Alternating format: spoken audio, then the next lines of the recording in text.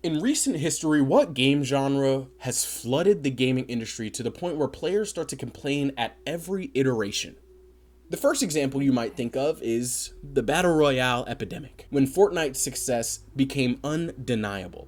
Every company used every IP at their disposal, and they all made a Battle Royale game.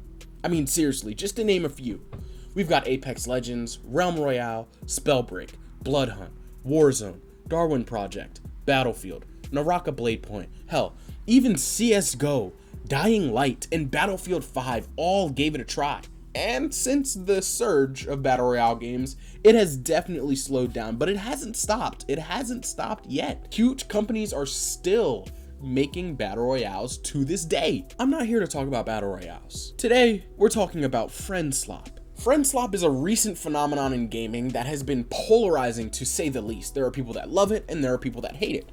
So there's one side of the dilemma that would say it's ruining gaming and allowing companies to make low effort games that all follow the same format. And I'll be honest, in some cases, they have a point. Here are some examples of Friendslop. We have Lethal Company, Lockdown Protocol, Are We There Yet, Peak, Content Warning, Repo, Headliners, and you can even throw games like Phasmophobia and Among Us in there. And there's a lot more. You can see how some of these games are nothing like the others. However, you can also see how some of these games are just clones of each other. The general idea of a lot of these games, like Lethal Company or Content Warning or Headliners, is to go into a certain location, gather items that are worth money, or do something that is worth money, and then return back to safety, and then move on to the next day to hit a certain quota. Headliners does this in the form of taking pictures worth money. And then, of course, Lethal Company does this in the original way that we saw for the first time, just going to grab items and bringing them back to meet your quota. You can tell that this is only a smaller part of the games that I mentioned. You've got games like Are We There Yet and Peak, which both follow the same format, but it's not the same as the one I mentioned. The format that Are We There Yet and Peak follow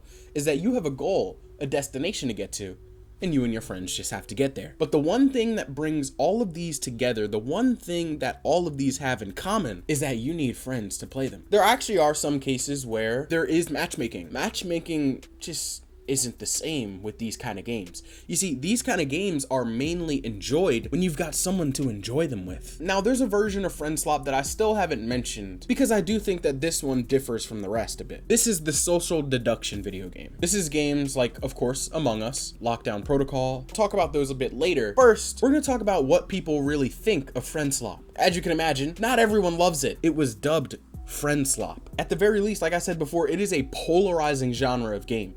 The question is, why? And is the hate or the love deserved? I've somewhat answered why it's polarizing before. Like some of the games that I've mentioned, following the exact same formula for a lot of people isn't enough. Why would I get Content Warning or Headliners when I have Lethal Company? To really break this down, I'm gonna bring up two examples in this category of game. One of those is gonna be Lethal Company, and the other will be a new game that came out called Mimesis. Lethal Company is one of the originators of this entire genre, all right? You go into a building, gather things worth money, and you meet your quota. That's the whole game.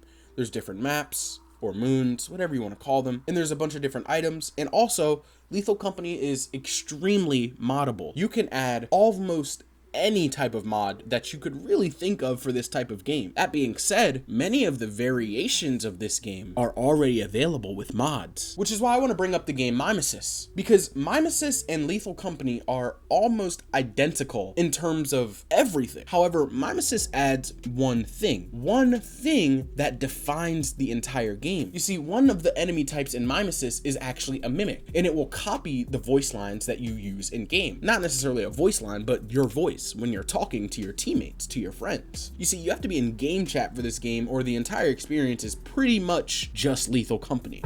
The mimic will, of course, try to trick other players into making them think that it is you. Coming from someone who has used a mod very similar to this in Lethal Company, I can confirm that the version that they have in Mimesis is miles better. It is not something that, at least currently, can be replicated with mods in Lethal Company. So now the question becomes, is it worth 10 more bucks?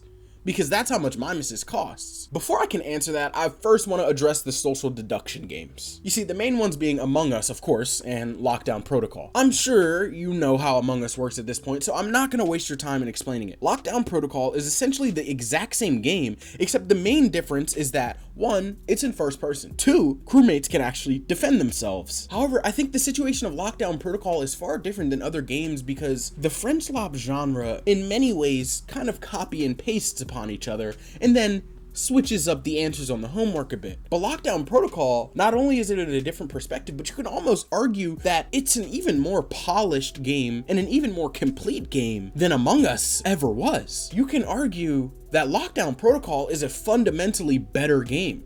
Crewmates have more opportunity to actually defend themselves.